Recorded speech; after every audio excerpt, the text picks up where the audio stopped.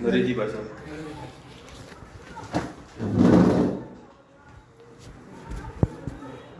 वर्णानामर्थ संज्ञाना रसानाम छंदसामपि मंगलानाम च कर्तारो वंदे वाणी विनायको। सर्वप्रथम जगत जननी भगवती भारत माता को प्रणाम करता हूँ। और आज जिन महापुरुष की जयंती है, पंडित दीनदयाल उपाध्याय जी के श्री चरणों में अपना प्रणाम निवेदित करता हूँ।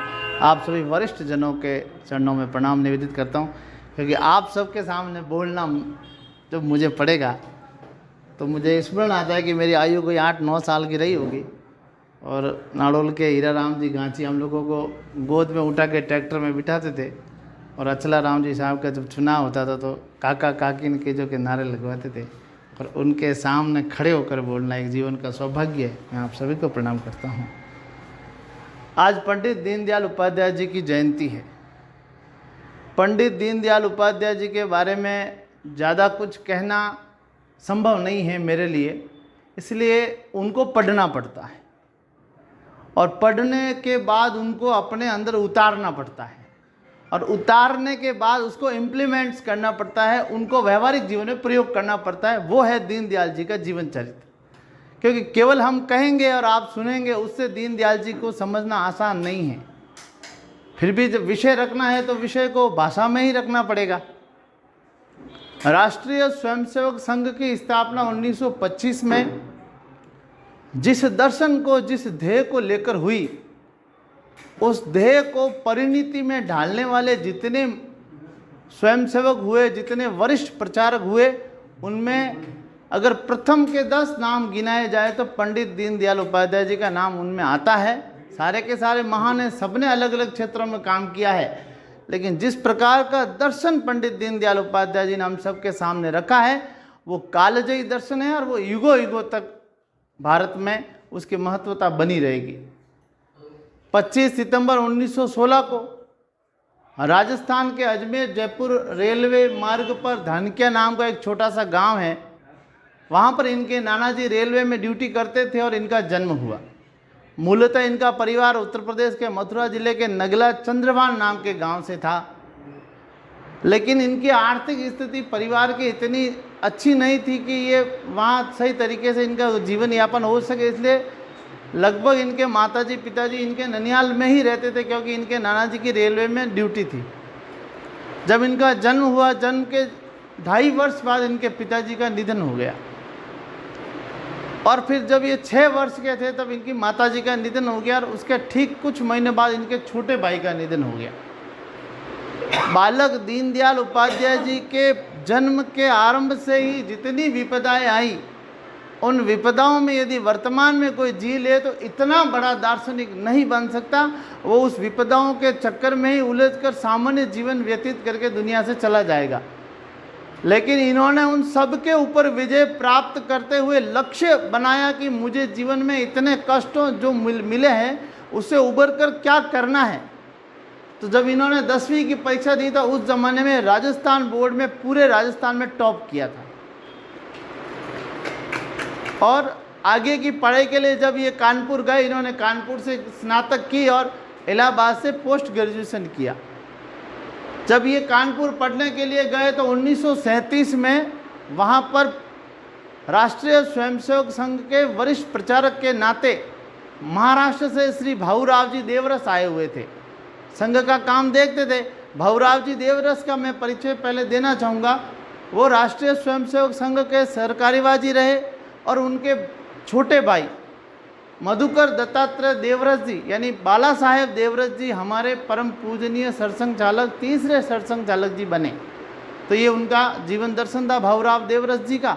भाऊराव देवरस जी के सानिध्य में वो स्वयंसेवक बने, और स्वयंसेवक 1937 में बनने के बाद इन्होंने अपने ननिहाल से अनुमति ली कि जिस दर्शन, जिस विचार से मैं जुड़ा हूँ राष्ट्रीय स्वयंसेवक संघ से, मैं उसी में काम करूँगा, मैं विवाह नहीं करूँगा।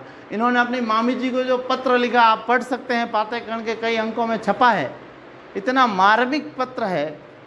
1942 में इनको उत्तर प्रदेश के लखीमपुर जिले का प्रचारक बनाया गया, और 1947 में उत्तर प्रदेश राज्य के सह प्रांत प्रचारक का दायित्व मिला।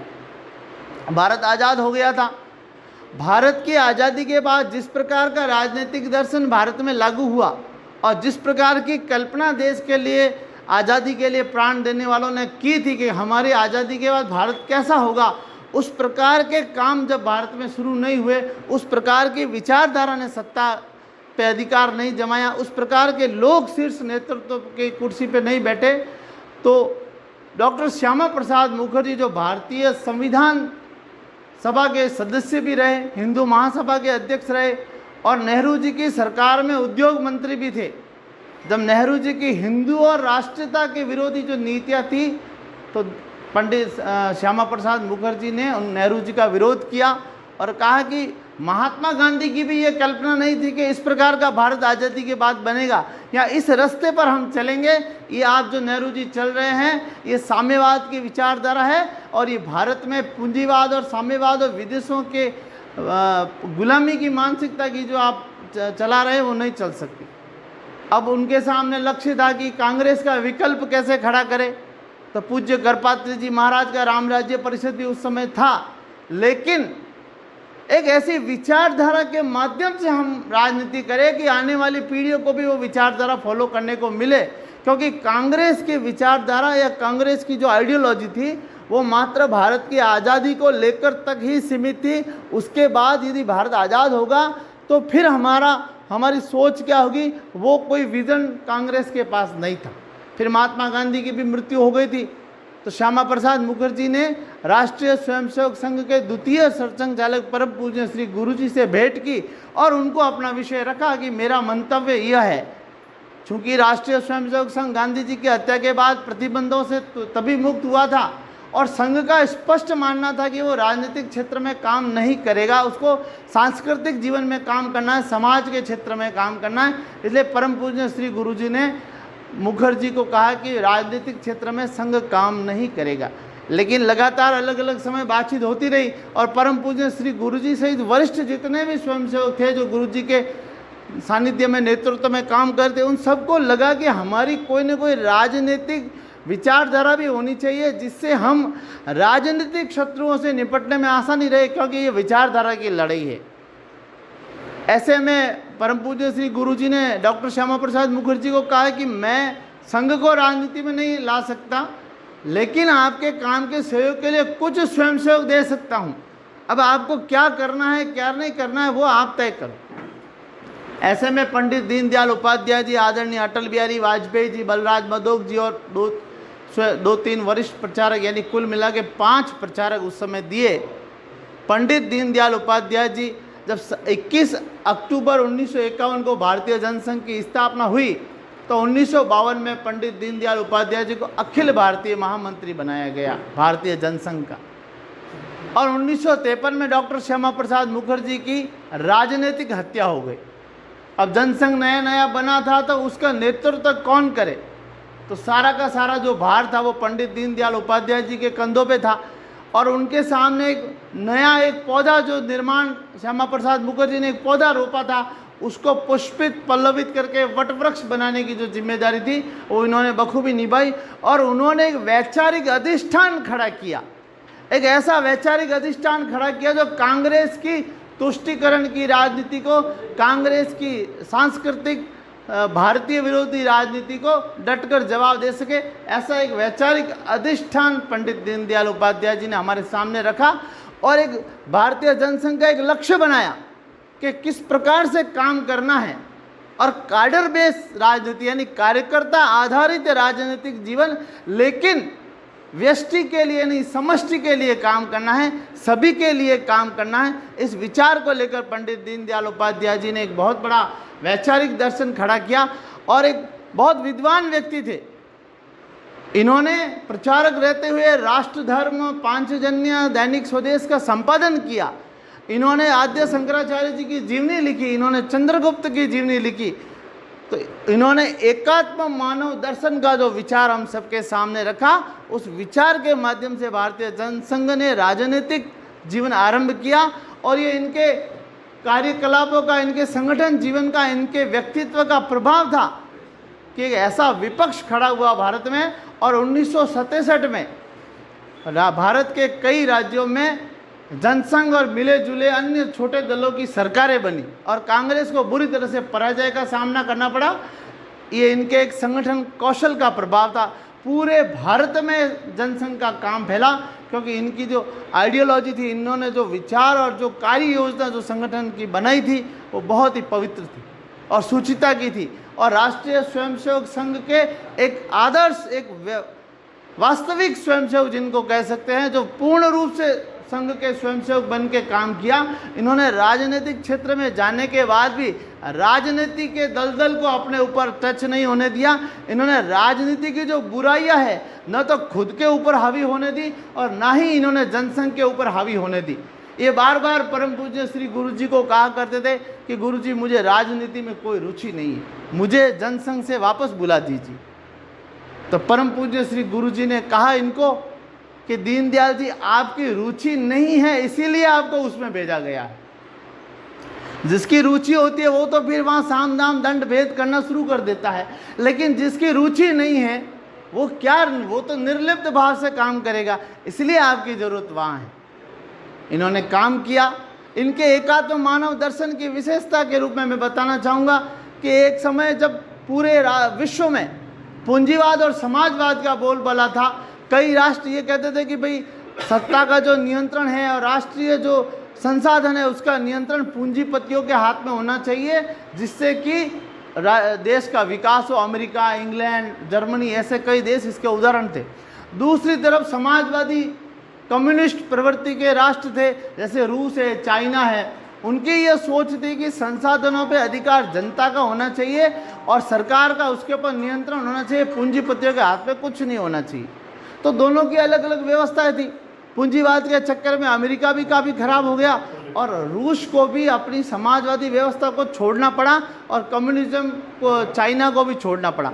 तो पंडित दीनदयाल उपाध्याय जी का स्पष्ट कहना था, उनका मानना था कि न तो पूंजीवाद हमारे लिए उपयुक्त है, न ये समाजवाद हमारे लिए उपयुक्त है। हम भारतीय संस्कृति के लोग, क्योंकि हमारी भारत की संस्कृति ऐसी है जिसमें व्यष्टि की कल्पना की गई है, जिसमें समाज का जो ढांचा बना है वो मनुष्य को मान के बनाया गया है। हम समाज को भी एक जीवित मनुष्य मानते हैं। जिस प्रकार मनुष्य के जीवन के सर्वांगीण विकास के लिए और उसके उत्थान के लिए धर्म, अर्थ, काम, मोक्ष की कल्पना हमारे शास्त्रों में जो विचार रखा गया है, समाज के सर्वांगीण विकास के लिए भी इस प्रकार की अवधारणा होनी चाहिए कि सबका साथ और सबका विकास, जो आजकल नरेंद्र मोदी जी कहते हैं, वो एकात्म मानव दर्शन का विचार है कि हम राष्ट्र के विकास के लिए न तो पूंजीपतियों की भूमिका को नकार सकते हैं और न ही हम संसाधनों के सारे अधिकार सरकारों को दे सकते हैं कि वो शोषण करे या उसकी अवनति हो जाए।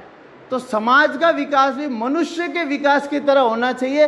जैसे कि मनुष्य के विकास के लिए आवश्यक है कि हाथ, पांव, मुंह, आत्मा, मन, शरीर जो भी है सबका एक साथ समुत्कर्ष भाव से विकास हो, उसी प्रकार समाज का विकास होना चाहिए।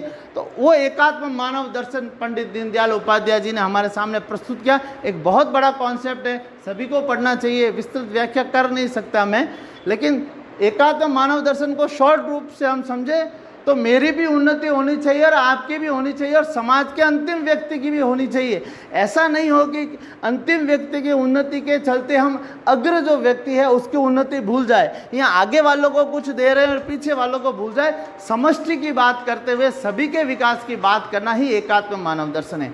और उनका ये मानना था कि हम भारत को कैसा राष्ट्र बनाना चाहते हैं। हम भारत को प्राचीन गौरवशाली जो राष्ट्र हमारा था उस राष्ट्र के समान हम वर्तमान भारत को बनाना चाहते हैं, ये उनकी सोच थी। इसलिए वो कहा करते थे कि भारत कोई जमीन का टुकड़ा मात्र नहीं है, भारत माता है और भारत माता से माता शब्द हटा दीजिए तो केवल एक भूखंड मात्र रह जाएगा।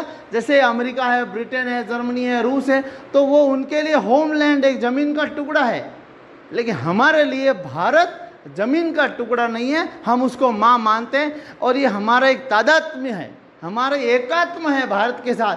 आज हम जब राष्ट्र की बात करते हैं, इसीलिए सैकड़ों, लाखों, करोड़ों बलिदानियों ने ऐसे राष्ट्र की रक्षा के लिए, राष्ट्र के उत्थान के लिए जब हंसते हंसते अपने प्राण सिर्फ इसलिए दिए कि हम राष्ट्र को भूखंड नहीं मानते, ज़मीन का टुकड़ा नहीं मानते, हम माता मानते। ये उनके विचार थे।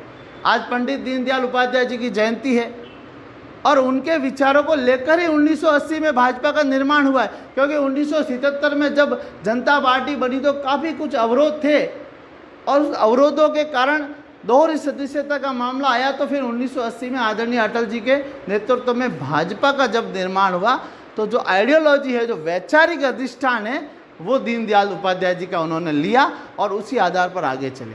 यही कारण है कि एक आज जब हम देखते हैं कांग्रेस की स्थिति, मैं कोई राजनीतिक दल का कार्यकर्ता नहीं हूँ, इसलिए मैं कोई राजनीतिक भाषण नहीं दे रहा हूँ, मैं जो एक्चुअल फैक्ट है वो बता रहा हूँ आपको। कांग्रेस के पास कोई विचारधारा नहीं थी। कांग्रेस का जन्म या निर्माण ही अंग्रेजों ने इसलिए किया कि वो अंग्रेजों के साथ तालमेल करके भारत को आज़ाद करा सके। कोई वैचारिक कोई अधिष्ठान नहीं था उनका। इसलिए आज कांग्रेस ने जब प्रारंभ के 50 सालों में सत्ता प्राप्त कर ली और चला ली, लेकिन आज कांग्रेस की जो स्थिति है उसका मूल कारण यह है कि कांग्रेस के पास बेसिक कोई आइडियोलॉजी नहीं है, कोई विचारधारा नहीं है। आप किसी कांग्रेस के कार्यकर्ता को पूछ लीजिए कि भाई आपकी विचारधारा क्या है, तो वो नहीं बता पाएगा। लेकिन आज आप जो विराजमान हैं, अधिकांश भाजपा के कार्यकर्ता हैं वरिष्ठ, आपके पास एक विचारधारा है, आपके पास अपनी पंच निष्ठाएं हैं, आपके पास दीनदयाल जी का दर्शन है, आपके पास श्यामा प्रसाद मुखर्जी के विचार है, आदरणीय अटल जी के विचार है, सुंदर सिंह जी भंडारी जी के विचार है, भैरू सिंह जी के विचार है। तो एक आइडियोलॉजी है, उसके आधार पर संगठन काम करता है। और ये आइडियोलॉजी ही है कि आपने अनुभव किया होगा, कांग्रेस से टूट के बहुत सारे दल बने और जैसे कि एक दुकान से 5 दुकानें बनती है, वैसे सबकी चल रही है। और देसी भाषा में कहें तो सबकी दाल रोटी चल रही है।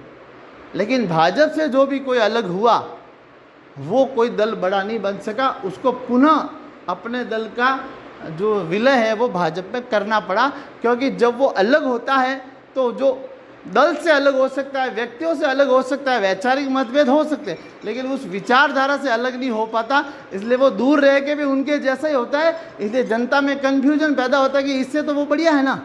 इस कारण कोई भी राजनीतिक दल भाजपा से दूर होकर भी सफल नहीं हुआ। और कांग्रेस से निकल के बहुत सारे दल बने, समाजवादियों से बने, जनता दल से बने, सबकी अपनी अपनी चल रही है। क्योंकि उनके पास भारत में सिर्फ वामपंथियों के पास एक आइडियोलॉजी है और उनकी आइडियोलॉजी क्रूर है, उनकी आइडियोलॉजी निर्मम है। वो व्यक्ति को, गरीब को, सामान्य को और पूंजीवादियों में संघर्ष की राजनीति करते। इसलिए आज पूरे विश्व में कम्युनिज्म को नकार दिया गया है और सिर्फ जनसंघ मतलब भाजपा यानी दक्षिणपंथी राष्ट्रवादी विचारधारा, भाजपा के पास एक विचारधारा है जिसके आधार पे वो चलती है। 2 ही दलों में वैचारिक आइडियोलॉजिकली वो मजबूत है, बाकी कांग्रेस या अन्य दल के पास राजनीतिक दर्शन नहीं है। आज पंडित दीनदयाल जी की, उपाध्याय जी की जयंती है। आज हम राजनीतिक शुचिता की बात करते हैं और आप सब अलग अलग राजनीतिक संगठन में अलग अलग दायित्वों पे हैं, लेकिन क्या हम उनके विचारों पर चलते हैं? क्या हम उनके आइडियोलॉजी को पढ़ते हैं? क्या हम उसको इम्प्लीमेंट करते हैं? जैसे मैंने प्रारंभ में कहा था कि दीनदयाल जी के बारे में बोलना पर्याप्त नहीं, दीनदयाल जी के बारे में पढ़ना पड़ता है, फिर समझना पड़ता है, फिर उसको व्यवहार में प्रकट करना पड़ता है, तब जाके कोई कहता है कि ये दीनदयाल जी की पार्टी का है। जैसे संघ के स्वयंसेवक के बारे में कहते हैं स्वयंसेवक क्या, तो स्वयंसेवक मतलब समाज में दिखना चाहिए, वो स्वयंसेवक है। समाज में उसके कार्य, उसके विचार, उसका व्यक्तित्व दिखना चाहिए, वही स्वयंसेवक है। बाकी कोई सिर पे कोई मुकुट लगा के तो घूमता नहीं कि मैं स्वयंसेवक हूँ। जैसे हनुमान जी गए थे लंका में तो सीता माता जी ने पूछा कि क्या प्रूफ है कि तुम राम जी के दूत हो, तुम हनुमान हो, तुम राम जी से आए, राम जी ने तुम्हें भेजा, तुम्हारे पास कोई है क्या? तो आईडी कार्ड तो निकाला नहीं होगा। तो तुलसीदास जी ने लिखा है, राम दूत मैं मातु जानकी, सत्य शपथ मोय करुणा निधान की। यानी मैं, हे माता, मैं राम जी का दूत हूँ और ये राम जी की सौगंध खा के कहता हूँ। सीता माता जी को विश्वास था कि राम जी की सौगंध हर कोई नहीं खा सकता, इसलिए उन्होंने विश्वास कर लिया। कई बार मैं बजरंग दल में काम करता था, जब कहते थे कि भाई साहब हमारा आईडी कार्ड क्यों नहीं बनते, तो मैं उनको कहता था आईडी कार्ड तो है आपके पास, कहाँ है? मैंने कहा ललाट पे लिखा है। बजरंग दल के कार्यकर्ता की ललाट पे चमकता है कि वो बजरंगी। तो आप जब इनकी विचारधारा के राजनीतिक दल में काम करते हैं तो दल में नहीं करके दल में काम करना है, दल के विचार को समाज में प्रकट करना है। क्योंकि आजकल क्या हो गया है कि हम ऊपर वालों के भरोसे रहते हैं कि ऊपर सब बढ़िया चल रहा है इसलिए नीचे बढ़िया ही चल रहा है। नीचे वाले, ऊपर वाले क्या कहते हैं, हम लड़े मरे कुछ भी करें, नीचे सब सेट रहना चाहिए। तो ये ऊपर वाले और नीचे वाले के बीच में है ना, विचारधारा का नाश हो रहा है। इसलिए एक उदाहरण दूंगा मैं, बहुत सारे उदाहरण हैं इनके बारे में। तो हम कहीं ना कहीं भटक रहे हैं, क्योंकि आज पद और प्रतिष्ठा की राजनीति में काम करने लग गए लोग। ये लेना है, वो लेना है, फला पद नहीं मिला तो झगड़ा हो जाएगा, दायित्व नहीं मिला, वो नहीं मिला। लेकिन काम के लिए काम करना, इनके आइडियोलॉजी को पढ़ के धरातल पे कैसे काम करें वो समझना बहुत ज़रूरी है। और विभिन्न प्रकार के वाद, उसमें आजकल राजनीति में जातिवाद बहुत सक्रिय है। पंडित दीनदयाल उपाध्याय जी का एक उदाहरण देके बात को समाप्त करूंगा। आज सब जगह जातिवाद की चर्चा होती है, और दुर्भाग्य ये है कि जातिवाद के चक्कर में योग्यताओं का नाश हो रहा है। आज राजनीति में बहुत सारे योग्य लोग हैं, कुछ अच्छा उनको अगर दायित्व मिले, कुछ अगर लोकतांत्रिक पद्धति में उनको अगर अवसर मिले तो बहुत कुछ बदलाव कर सकते हैं, लेकिन उनके पास जातीय आधार नहीं होता, इसलिए वो नकार दिए जाते हैं। फला जाति का बनना चाहिए, ढिमकी जाति का, उससे नहीं। दीनदयाल उपाध्याय जी ने जीवन में एकमात्र चुनाव लड़ा था जौनपुर से, लोकसभा का जबरदस्ती लड़ाया, पार्टी ने कहा लड़ना पड़ेगा आपको, तो वहाँ उम्मीद नहीं थी कि जीतेंगे दीनदयाल जी। तो जब बैठक हो रही थी तो एक कार्यकर्ता ने सलाह दी, भाई साहब जौनपुर जो है वो ब्राह्मण बाहुल्य संसदीय क्षेत्र है, इसलिए हम आपका ब्राह्मण है करके थोड़ा प्रचार करते हैं कि भाई दीनदयाल जी ब्राह्मण है, ब्राह्मणों के वोट आने चाहिए। तो उन्होंने कहा कि आप इस प्रकार से कहे तो हम माहौल बनाए, आप जीत सकते हैं। तो पंडित दीनदयाल उपाध्याय जी जो शब्द कहे वो आप सबको कान खोल कर सुनने चाहिए।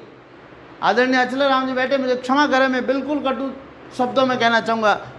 उन्होंने कहा कि दीनदयाल जीत जाएगा ऐसा करने से, लेकिन जनसंघ हार जाएगा। दीनदयाल जीत जाएगा आपके जातिवाद फैलाने से, लेकिन जनसंघ हार जाएगा, और मैं ऐसी जीत को स्वीकार नहीं करता, मुझे ये बिल्कुल पसंद नहीं। और वो हार गए, जीवन में एक चुनाव लड़ा, हार गए। 1967 के कालीकट अधिवेशन में आपको राष्ट्रीय अध्यक्ष बनाया गया, और ये हमारा दुर्भाग्य था कि बहुत कुछ हम इनसे प्राप्त कर सकते थे, लेकिन 11 फरवरी 1968 को एक निर्मम राष्ट्रद्रोही ने मुगलसराय रेलवे, जब ये प्रवास पे पटना जा रहे थे, मुगलसराय रेलवे स्टेशन, जिसका नाम आजकल पंडित दीनदयाल उपाध्याय रेलवे स्टेशन कर दिया गया, किसी हत्यारे ने इनकी हत्या कर दी, और एक महान हस्ती हमारे मध्य से विलोपित हो गई। इनकी मृत्यु पर परम पूज्य श्री गुरु जी ने कहा, अब मुझे कुछ विशेष रूप से देखना पड़ेगा, मैं एक दीनदयाल खो चुका हूँ, मैं और दीनदयाल नहीं खोना चाहता। श्यामा प्रसाद मुखर्जी जब जिंदा थे तो उन्होंने गुरु जी से कहा था कि मुझे ऐसे 10 दीनदयाल दे देते तो मैं देश का नक्शा 1 साल में बदल सकता हूँ। और आदरणीय अटल जी ने इनकी मृत्यु पर कहा था कि नंदा दीप बुझ गया है, अब हमें जीवन ज्योत जलाकर चलना होगा, और सूरज डूब गया है, हमें तारों के प्रकाश में आगे बढ़ना होगा। मैं अपनी विनम्र श्रद्धांजलि इनके चरणों में समर्पित करते हुए निवेदन करता हूँ, हम इनके आदर्शों को अपनाएं। जय श्री राम।